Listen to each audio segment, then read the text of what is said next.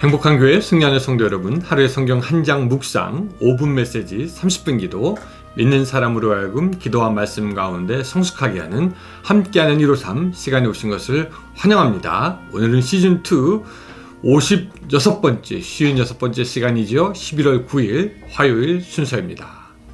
여러분 밤새 평안히 주무셨습니까? 또 아침이 밝아옵니다. 오늘 이 아침도 여러분 하나님의 은혜 가운데 깊이 머물게 되는 시간이 되시기를 바랍니다. 하나님이 우리를 사랑하시고 우리와 함께 하시기를 원하지만 우리가 또 기억해야 하는 것은 우리는 하나님의 품에 거하려는 의도적인 노력이 필요하다라는 겁니다. 이것이 물론 강제나 억지로 될 필요는 없습니다. 왜냐? 하나님과 함께하는 시간을 가지는 것이 우리의 특권이고 우리가 누릴 수 있는 가장 귀한 복이 되기 때문입니다. 물론 이것이 처음에는 쉽지 않아서 영적인 훈련의 차원에서라도 하나님과 함께 시간을 가져야 하지만 그렇게 하나님과 시간을 가지면 점점 친밀하게 되고 드디어 하나님으로부터 오는 생명력을 공급받습니다.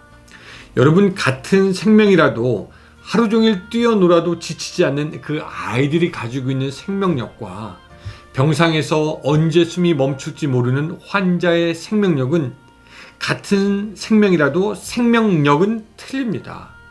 하나님은 생명의 근원이시기에 우리가 그분과 연결이 되면 그분의 기운이 우리에게 오고 우리는 그 힘으로 살아갈 수 있게 되는 것이죠. 이것은 하나님이 살아계시기 때문에 가능한 것입니다.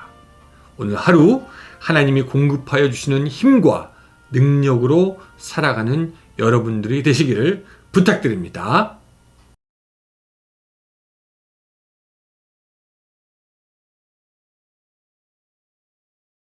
네, 오늘 말씀은 누가복음 13장 18절부터 21절까지입니다.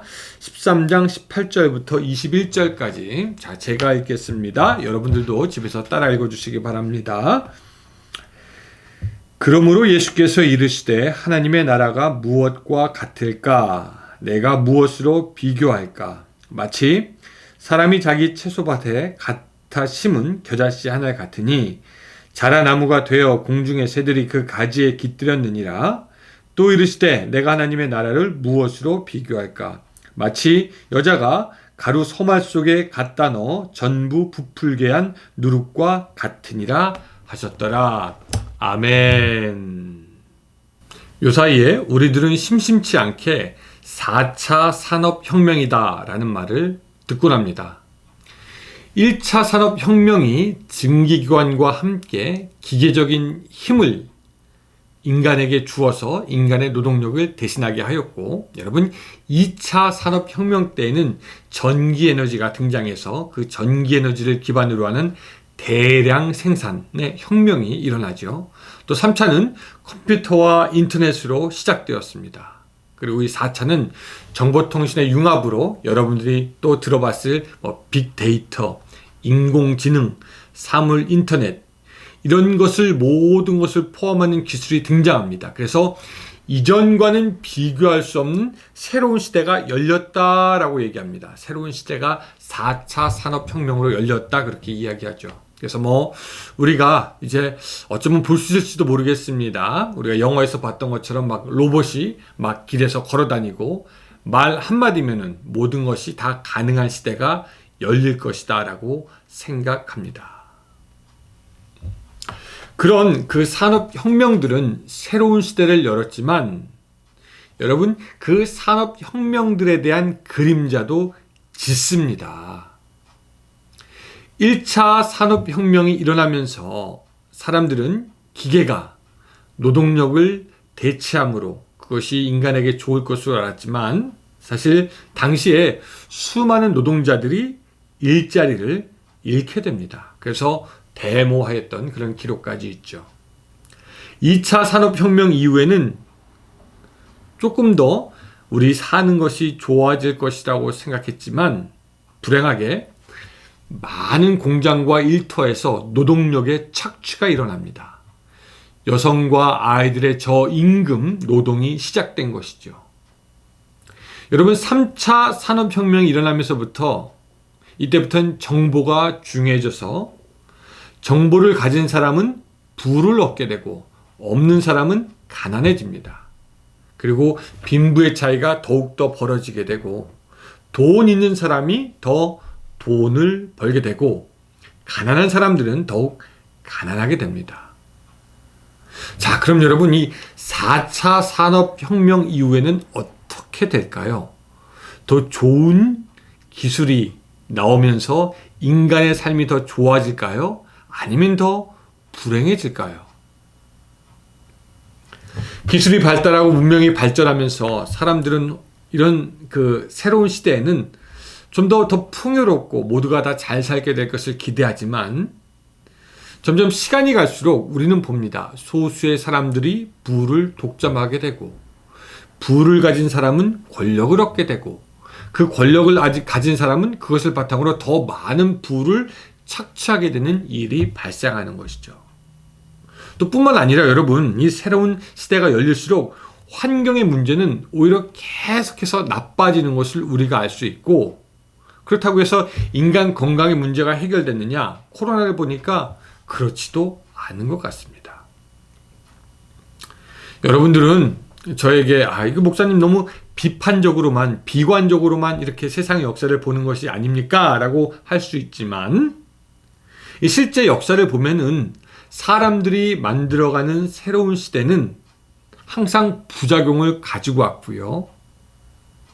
그 부작용 속에는 모순과 악이 항상 존재해서 되풀이되어졌던 것을 우리가 기억합니다. 더 심각한 것은 이런 부작용이 점점 더 커지고 있다는 것이죠. 과학 문명이 발달하면 발달할수록 핵무기의 위험성도 커지고 인터넷이 발달하면 발달할수록 개인정보의 문제점이 점점 커지고 있습니다. 저는 이것이 사실 죄의 문제를 가지고 있는 인간의 한계다라고 말을 하고 싶습니다.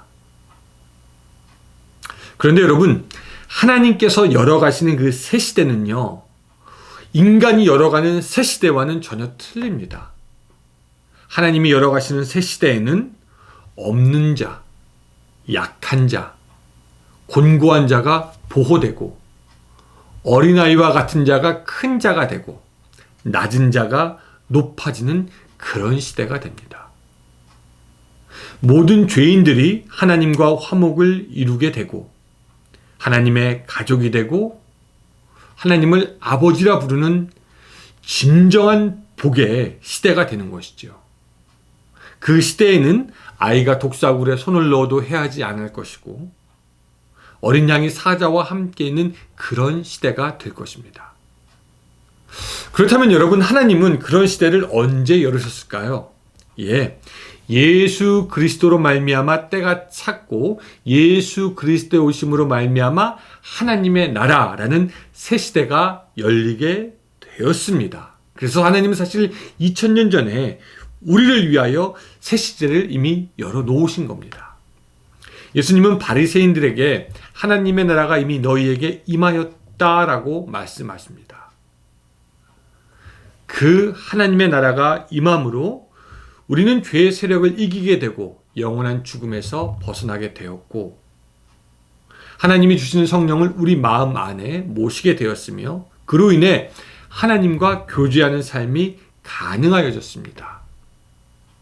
그뿐만 아니라 우리는 이제 하나님의 나라라는 그 방향을 향해서 우리들의 삶이 바뀌어집니다. 그래서 이제는 자기 중심의 삶에서 어제까지 살았지만 이제는 하나님의 중심의 삶으로 바뀌게 되는 것이죠.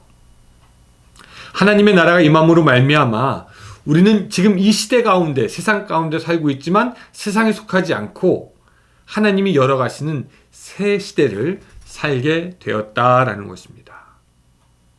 아멘이십니까? 예. 여러분 물론 아멘 하실 겁니다. 근데 아멘 하면서도 우리의 마음속에 여전히 의구심이 남아 있을 수 있습니다. 목사님, 왜 하나님의 나라가 임하였는데 이놈의 세상은 왜 아직도 바뀌지 않는 것입니까? 목사님, 정말 하나님의 나라가 임하였다면 왜 나의 삶은 계속해서 이렇게 고난과 어려움이 많은 것입니까? 왜 하나님의 나라가 임하였는데 나는 왜 이렇게 능력이 없고 날마다 유혹에 빠지며 왜 하나님의 뜻대로 살지 못하는 것입니까? 라고 생각할 수가 있습니다. 자, 서론이 길었는데 오늘 본문은 그런 사람들에게 하나님의 나라가 어떤 것인지에 대한 그 힌트를 주는 구절이라고 볼 수가 있습니다. 그래서 오늘 이 본문을 통하여서 하나님의 나라가 우리에게 임하였음을 알고 그 하나님의 나라의 특징이 어떤 것인지 알며 그 하나님의 나라를 기다리는 여러분들에게 도움이 되었으면 좋겠습니다. 먼저 우리 19절 보면은 이렇게 말씀하시죠. 많은 사람이 자기 채소밭에 갖다 심은 겨자씨 한 알 같으니 자라나무가 되어 공중의 새들이 그 가지에 깃들었느니라 라고 하면서 예수님은 하나님의 나라가 마치 겨자씨 같다라고 우리에게 이야기합니다. 여러분, 겨자씨 당장에 우리 눈에 보이지 않습니다. 그런 것처럼 하나님의 나라가 이미 우리에게 임하였지만 우리가 그 하나님의 나라를 아직 눈치채지 못하고 있을 수도 있고 새 시대가 열렸다는 것을 아직 알지 못할 수도 있습니다. 그렇게 겨자씨가 작은 것처럼 하나님의 나라의 시작은 그렇게 작아 보이기 때문입니다. 그런데 겨자씨가 자라는 것처럼 하나님의 나라도 계속 확장되어 가고 계속 커나갑니다. 자라납니다. 그래서 공중의 새가 깃들일 정도가 되게 되는 것이죠. 우리에게 온 하나님의 나라는 예수 그리스도로 말미암아 이미 왔지만 아직 공중의 새가 깃들 정도로 다 자란 것은 아니다라는 것이죠. 즉 아직 완성되지 않은 것이고 지금 우리는 이미 온 하나님의 나라, 하지만 아직 완성되지 않은 하나님의 나라, 그 사이에 지금 우리가 있게 되었다라는 것입니다. 그래서 어쩌면 우리도 하나님의 나라가 왔지만 아직 여전히 세상 가운데 있기 때문에 고난과 핍박과 죄와 유혹과 아픔과 깨짐을 경험하게 되는 것이죠. 또 하나님의 나라의 특징 21절 이렇게 또 얘기하십니다. 주님, 마치 여자가 가루 소말 속에 갖다 넣어 전부 부풀게 한 누룩과 같으니라 하셨더라. 자, 여러분, 하늘나라가 누룩과 같다라고 말씀하고 있습니다. 여기서 본문에 보니까 이 한 여인이 서말의 그 밀가루를 갖고 있는데 여기서 한 말은요, 당시에 하루에 최대한 한 사람이 만들 수 있는 양이 그 한 말이었다라고 합니다. 그리고 서말이라고 하면 22에서 23리터 정도의 밀가루가 되는데 여러분, 그 많은 양의 밀가루를 부풀리는데 많은 양의 누룩이 필요하지 않습니다. 조그만 양의 누룩만 탁 넣어도 그것을 다 부풀릴 수 있습니다. 밀가루에 비하면 눈에 잘 띄지도 않을 만큼 작은 양이지만 거기에 능력이 있어서 그 서말을 다 부풀게 한다는 것입니다. 단지 누룩이 떨어졌다고 해서 바로 부푸는 건 아니죠. 거기에는 시간이 걸리긴 합니다. 그러나 어느 정도 시간이 지나면 엄청나게 부풀어 있는, 누룩에 의해서 부풀어 있는 그 밀가루를 우리가 보게 되는 것이죠. 우리는 누룩이 떨어져서 아직 완전히 그 힘을 발휘하기 전, 완전히 부풀기 전에 그 중간 상태에 있는 것입니다.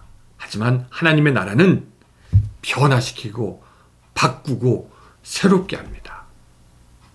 겨자씨의 비유가 하나님의 나라의 크기를 상징해 준다면 누룩의 비유는 하나님의 나라의 능력을 상징해 줍니다. 이 하나님의 나라가 예수 그리스도로 말미암아 2000년 전에 시작이 되었고 지금도 우리를 향해서 조금도 멈추지 않고 천천히 오는 것 같지만 계속해서 하나님의 영광과 함께 오고 있고, 그 하나님의 나라는 오늘 우리에게 물어봅니다. 하나님이 여시는 그 새 시대를 살아갈 것이냐, 아니면 인간이 열어간다는 그 새 시대에 머물러 있을 것이냐. 여러분, 말씀드렸지만 인간의 새 시대는 결국 타락과 멸망입니다. 싸움입니다. 서로 망가뜨리는 것입니다. 하지만 하나님의 새 시대는 하나님의 나라로 인해 새로운 생명과 은혜, 평안과 복의 시대가 되는 것이죠. 하나님의 새 시대가 시작됐지만 우리는 여전히 인간의 새 시대에 적응하면서 그것에 대해서 동경하며 살아갈 수도 있지만 또 우리는 한편으로는 그 세계보다는 이제 완성될 하나님의 나라의 시민으로서 살아갈 수도 있습니다. 우리는 하나님 나라의 시민이기에 지금 이 땅 가운데 살면서도 이 땅의 문화와 역사와 가르침을 우리는 배격하고 오직 사랑과 진리와 하나님의 가르침에 따라서 우리는 살게 되는 것이고 그 길이 바로 좁은 길이고 그 길이 바로 십자가의 길이 되는 것입니다. 사랑하는 성도 여러분, 여러분들 이제 소망이 없는 인간의 새 시대가 아니라 하나님이 열어가시는 그 새 시대, 하나님의 나라로 열어가는 새로워지는 그 곳에 살 수 있기를 주님의 이름으로 축원합니다. 기도하겠습니다. 사랑의 하나님, 오늘 우리가 살아가면서 인간의 세상, 인간의 세계를 동경하는 것이 아니라 하나님의 나라를 보면서 하나님의 나라를 사모하면서 살아갈 수 있도록 주여 도와주시옵소서. 때로 겨자씨처럼 보이지 않을지라도, 때로 누룩처럼 알지 못할지라도, 겨자씨가 크는 것처럼 누룩이 바꾸는 것처럼 그렇게 오시는 그 하나님의 나라에 우리가 동참할 수 있도록 도와주시고 그때까지 믿음 약해지지 않도록 주여 함께하여 주시옵소서. 예수님의 이름으로 기도드리옵나이다. 아멘. 네, 감사합니다. 오늘도 함께 해주셔서 여러분 오늘도 좋은 하루 되시고 저는 또 목요일날 여러분들 만나 뵙도록 하겠습니다. 오늘도 기쁜 하루 되세요.